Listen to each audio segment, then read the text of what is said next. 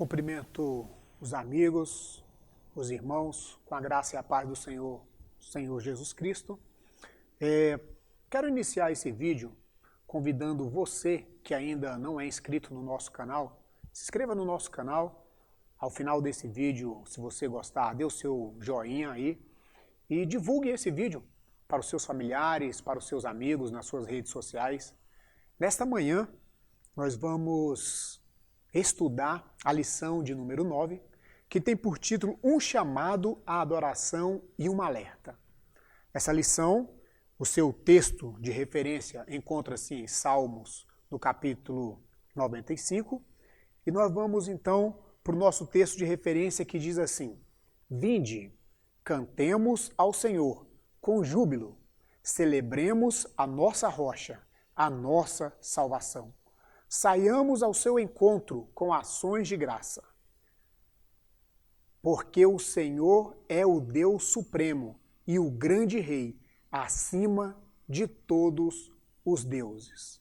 No versículo 8 diz: Não endureçais o vosso coração, como em Meribá, como no dia de Massá, no deserto, quando vossos pais me tentaram, pondo-me à prova. Não obstante terem visto as minhas obras, durante 40 anos estive desgostado com essa geração e disse: é povo de coração duro, não conhece os meus caminhos. Então, o nosso texto de referência encontra-se em Salmo, capítulo 95, e nesta aula também nós vamos estudar e vamos também falar sobre Salmos 81. Texto áureo. O nosso texto áureo diz: ó, vinde, adoremos e prostramos-nos, ajoelhamos diante do Senhor que nos criou, que encontra-se no versículo 6 deste mesmo capítulo. A verdade aplicada: adoração envolve cântico, alegria, gratidão, reverência, proclamação, mas acima de tudo, obediência. Introdução. Os Salmos 95 e 81 são convocações, convite para o povo de Deus, para, primeiro, adorar o Senhor, depois, trazer à memória os poderosos feitos do Senhor, aquilo que Deus realizou em favor do seu povo, para que ele se tornasse conhecido, e em terceiro, trazer um alerta para que nós não venhamos a negligenciar esta relevância, essa confiança e obediência em todo o tempo. Nosso primeiro tópico, tópico 1, tem escrito um convite à adoração. O Salmo 95 é um convite à adoração e um alerta em relação ao ceticismo que atinge os diversos servos do Senhor na caminhada cristã. Um indivíduo cético caracteriza-se por ter predisposição constante para a dúvida, para a incredulidade. Ele está diante dos milagres, ele está diante das maravilhas do Senhor, mas ele não crê, ele fica em dúvida, ele não confia no Senhor. Então, ele está sempre com o pé atrás. Ele está vendo o milagre, mas está sempre com o pé atrás. Então, esse é o nosso início de um convite à adoração. O tópico 1.1, ele vai nos falar assim: vinde e cantemos. Este convite ressalta dois importantes pontos no ato de louvar o Senhor. Primeiro, louvar ao Senhor com júbilo, ou seja, com alegria, com contentamento em servir ao Senhor.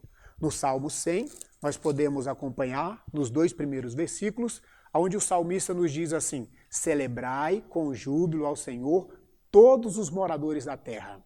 Apresentai-vos diante dele com cântico. Sabei que o Senhor é Deus. Foi ele quem nos fez, e dele somos povo, e dele somos rebanho, e ele é o nosso pastor. No tópico, ainda nesse tópico 1.1, o número 2 vai nos dizer que o louvor deve ser dirigido somente a Deus e não ao homem. E para nossa reflexão nessa manhã, vamos refletir como estão as nossas músicas pentecostais, gospels, ultimamente. Ela realmente, para quem são esses louvores? A quem eles têm exaltado? Eles têm exaltado a Deus ou ao próprio homem? Quais são os propósitos enunciados nessas letras?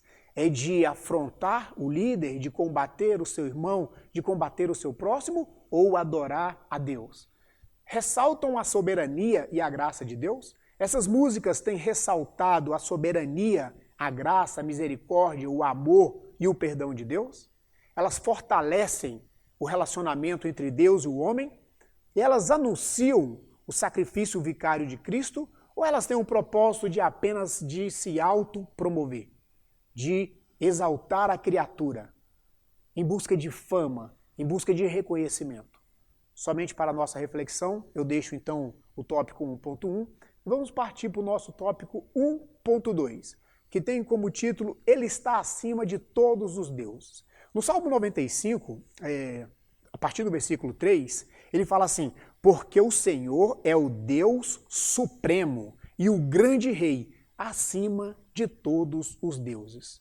Por que essa observação? Israel vivia no meio de um povo politeísta. Aquelas nações tinham vários deuses, com vários propósitos.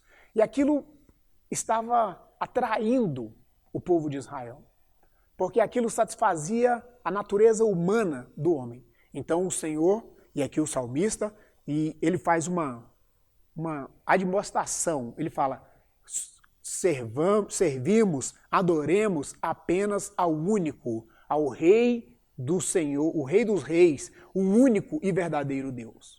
Então, ele traz aqui essa observação para que nós venhamos a adorar somente o Senhor. Esse é o primeiro tópico. No segundo, essa primeira razão, que ele nos fala porque ele é o Rei Supremo e ele está acima de todos os deuses. E a segunda razão consiste no fato em que suas mãos estão à profundeza da terra. Ele é o dono da terra, ele é o dono de tudo. Ele é o seu dono. A ele você deve louvor, a ele você deve gratidão, a ele você deve adoração. Jesus, em Lucas, no capítulo 4, ele vai nos falar assim: adore o Senhor, o seu Deus, e somente a ele preste culto, somente a ele preste louvor. Por que, irmãos, nós temos essa observação, essa orientação do Senhor Jesus? Porque Deus está orientando o seu povo a fugir da idolatria. E muitas vezes nós imaginamos que idolatria é apenas curvar-se, ou orar, ou rezar para as imagens. Não é isso. Nós temos que observar que idolatria, ela pode ser sim dirigida a outros deuses, né? Pode ser também dirigido a outras criaturas. Romanos vai dizer que as pessoas amaram mais a criatura do que o Criador. Essa adoração pode também ser conduzida, pode ser levada ao dinheiro. Então, idolatria é tudo aquilo que tira o primeiro lugar de Deus, tudo aquilo que tira o tempo de Deus. Então, nesta manhã, nós temos que refletir e pensar o que tem tirado o tempo de Deus na nossa vida. Isso tem tornado-se idolatria na nossa vida? Isso tem tirado a primazia, o primeiro lugar? Deus tem que estar acima de todas as coisas, tem que estar em primeiro lugar, tem que ser a razão do nosso viver, tem que ser a razão da nossa alegria. Partindo então para o tópico número 2, e aqui o objetivo desse tópico é conceituar, entender o que é uma adoração verdadeira. Se nós estamos falando de adoração verdadeira é porque existe adoração falsa. Então vamos conhecer o que é essa adoração verdadeira. O salmista, neste convite, ele traz 3 atos. No versículo 6, ele diz assim: vinde, adoremos, prostemo-nos e ajoelhemos diante do Senhor que nos criou. Então nós vamos partir agora para o nosso conceito de adoração. O conceito de adoração, muitas vezes, ele é confundido com a ideia de música, de cânticos ou de participar de um culto. Adoração é isso, mas é muito mais, vai muito além. Ela consiste, irmãos, a adoração, como está descrito no original, e é interessante que a Bíblia ela vai ter várias palavras para descrever a adoração. Mas duas me chamam a atenção. No hebraico, o termo shahá e no grego o termo proskinel. Essas duas palavras se refletem, elas na sua raiz, ela tem o sentido de prostrar-se, ajoelhar-se, curvar-se diante de. É reconhecer a soberania, a grandeza de Deus. Reconhecer ao mesmo tempo que nós somos falhos, que nós somos servos e Ele é Senhor. E que nós não podemos nada, mas Ele pode tudo. Então, adoração, o conceito de adoração é prestar reverência, humilhar-se diante do eu sou, reconhecendo a sua soberania, a sua graça, a sua misericórdia, reconhecendo os seus preceitos, é reconhecer que Deus é o maior e nós não somos merecedores dessa graça, desse amor, mas nós somos devedores dessa graça. Nós somos necessitados dessa misericórdia. Interessante que quando Jesus vai na casa de Simão, o fariseu, Jesus, ao estar sentado e aquela mulher entra na casa de Simão e começa chorando, lavar os pés de Jesus com lágrimas e secando os pés de Jesus com o cabelo, e a palavra do Senhor fala que ela beijava os pés do Senhor e ela passava um unguento nos pés do Senhor. Simão, ele olhando aquilo, ele fica pensando, se esse homem fosse um profeta, esse homem saberia quem é essa mulher, que essa mulher é uma mulher pecadora. Jesus, conhecendo o pensamento de Simão, fala assim, Simão, eu vou propor para você, e aí Jesus propõe para Simão a parábola dos dois credores, e no final Jesus fala assim, Simão, eu entrei na sua casa e você não me beijou. E era um costume, irmãos, naquela época, as pessoas elas beijavam no rosto, dizendo assim, eu sou igual a você, eu sou o seu irmão, eu sou o seu semelhante, nós somos iguais. E Jesus continua dizendo, mas eu entrei na sua casa, Simão, e você não me deu um beijo. Simão, você não me deu água para poder lavar os meus pés. Simão, você não me deu um óleo para que eu pudesse ungir meu rosto. Por causa do clima, por causa da sequidão do deserto, isso era natural. Todo hospitaleiro, todo homem que recebia um visitante, ele fazia isso, ele recebia o visitante com um beijo, ele dava água para esse visitante lavar os seus pés e dava um óleo para que esse visitante pudesse se refrescar do calor. E Jesus fala assim, mas essa mulher, Simão, desde o momento que ela chegou, ela não para de beijar os meus pés. Porque aquela mulher, irmãos, ela reconhecia quem era Jesus. Ela reconhecia que Jesus era grande e ela era pequena. Por isso que quando o Senhor propôs a parábola dos dois devedores, ela falava assim, Simão, um devia 50 denários e o outro devia 500 denários. Qual desses? E esses dois, nenhum deles podiam pagar a dívida. E esse credor, ele perdoou a dívida dos dois. Qual desses você acha que vai ser mais grato? E aí Simão, o fariseu, ele fala assim, Senhor, eu acredito que é aquele que devia mais. Então, irmãos, quando nós reconhecemos que nós não somos nada, que nós somos pó e cinza diante do grande, nós estamos em uma atitude de reverência. Nos prostramos para adorar o Senhor, para glorificar, para exaltar, para reconhecer que nós não merecemos. Isso é adoração. Vai muito além de um cântico. Lembra que Jesus fala, ele repreende os fariseus e fala assim, vocês me louvam com os lábios, mas o coração de vocês está longe. Ou seja, eles tinham louvores bonitos, orações bonitas, mas o seu coração estava longe, não reconheciam a soberania de Cristo. Então, no nosso tópico 2.1 ainda, fala que essa adoração ela pode ser doméstica, né? Eram os sacrifícios que o povo oferecia, como ela pode ser pública, que eram as festas que os povos participavam naquele momento.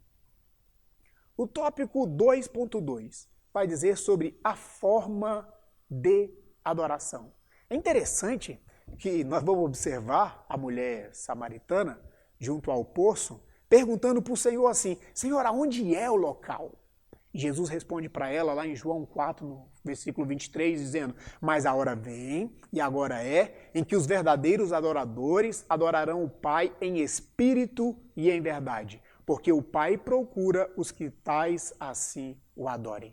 Então a adoração, ela é muito mais do que um ritual, ela é muito mais do que uma cerimônia. A adoração, ela vem de dentro, ela vem da reverência, ela vem de reconhecer. Essa adoração vem em querer, em buscar, refletir, em aplicar-se, refletir as características de Cristo. É interessante que Paulo, ele nos convida a ser imitadores dele, né, de Paulo, como ele é de Cristo. Nós temos sido imitadores de Cristo, nós temos replicados, nós temos espelhados as características de Cristo, o amor, a misericórdia, a graça, a bondade, a justiça, o perdão, a mansidão, a humildade. Nós temos realmente agido como o Senhor? Ou nós apenas queremos ser servido? Jesus veio para servir. Jesus veio e falou assim, aprendei de mim que sou manso e humilde. Jesus veio para dizer assim, eu não vim fazer a minha vontade, mas eu vim fazer a vontade do meu Pai. Jesus, ele deixa um trono de glória, se humilha, toma uma forma de servo e sofre e vai até a cruz e morre em nosso favor. Nós temos realmente procurado refletir essa imagem de Cristo? Então, para a nossa reflexão, a nossa adoração ela não pode ser apenas de lábios. Ela tem que ser de coração, de dentro. Ela tem que ser sincera, ela tem que ser verdadeira. Então, qual é a forma da nossa adoração? Nós temos que buscar refletir as características de Cristo. Tópico 2.3 diz assim, atitudes para uma verdadeira adoração. E aqui o nosso comentarista ele colocou, ter uma vida de oração, Efésios 6,18, meditar na palavra de Deus, Salmos 1 e 2, e santificar-se, 1 Tessalonicenses 3 e 4. Então, irmãos, as atitudes dessa verdadeira adoração. Primeiro é preciso aproximar-se de Deus. Nós só vamos nos aproximar e conhecer o Senhor, ter um relacionamento e intimidade com Ele, se nós tirarmos tempo na oração, se nós tirarmos tempo para meditar na palavra do Senhor, se nós, através do Espírito Santo, andarmos no Espírito. Gálatas 5,16. Paulo, escrevendo aos Gálatas, fala, andai no Espírito e não satisfareis a concupiscência da carne. E depois ele vem nos listar quais são as obras da carne e ele logo depois ele nos lista o fruto do Espírito. Que interessante, o fruto do Espírito é semelhante às características de Jesus que eu acabei de falar. Então, no nosso tópico 3, nós vamos ver agora, depois desse convite que o salmista nos faz para nós virmos, adorarmos o Senhor com alegria, apresentar diante dele com júbilo, celebrar o Senhor, a sua grandeza, a sua bondade, a sua supremacia, ele agora então nos faz, a partir do versículo 8, ele nos faz uma admoestação.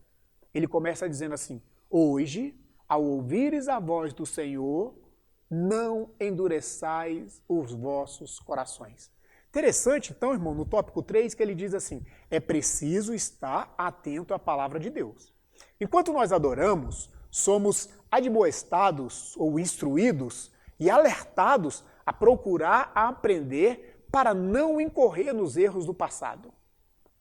Que erros são esses? Observem que em Êxodo, no capítulo 17, a palavra do Senhor vai nos contar que o povo desobedeceu a voz de Deus e endureceu o coração.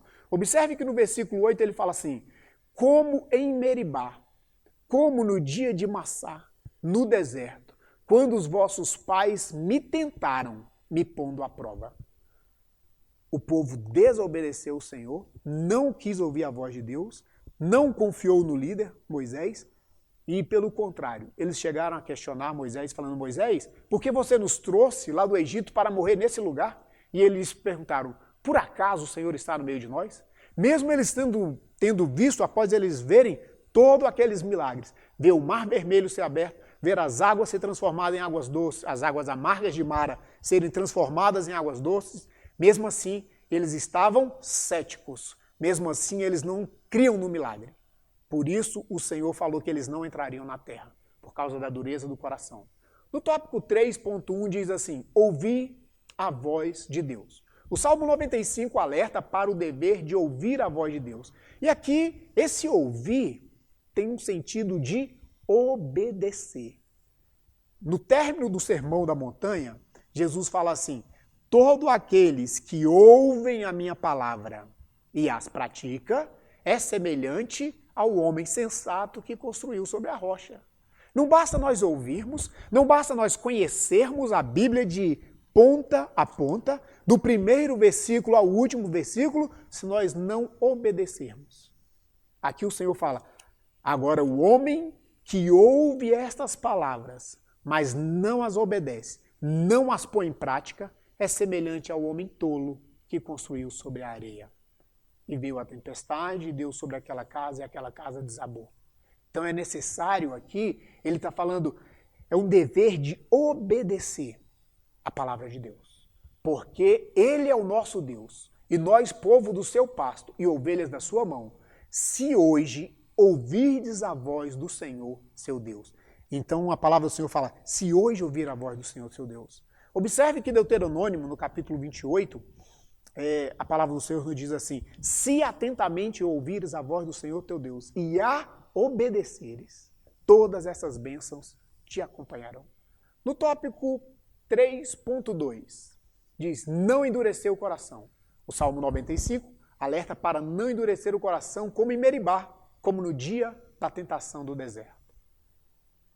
Por fim, o nosso tópico 3.3 diz em relação com o Salmo 81. Se nós observarmos o Salmo 91, ele vai trazer praticamente essa mesma lição que nós estamos acompanhando aqui nos Salmos 95. O Salmo 81 inicia dizendo: cantai com júbilo ao Senhor, força nossa, celebrai o Senhor de Jacó, salmodiai e fazei soar o tamboril, e suave harpa com saltério, tocai a trombeta na festa de lua nova. Observe que ele inicia também convidando os povos, convidando a nação de Israel para louvar, para engrandecer, para exaltar o nome do Senhor, porque só Deus é digno de adoração. Só Ele é digno de louvor. Só Ele é digno do nosso culto, da nossa reverência. Só Ele é digno. E observe que ele fala, no final, ele diz assim: ó, se o meu povo me tivesse ouvido, se Israel andasse nos meus caminhos, em breve eu abateria os seus inimigos e viraria a minha mão contra os seus adversários.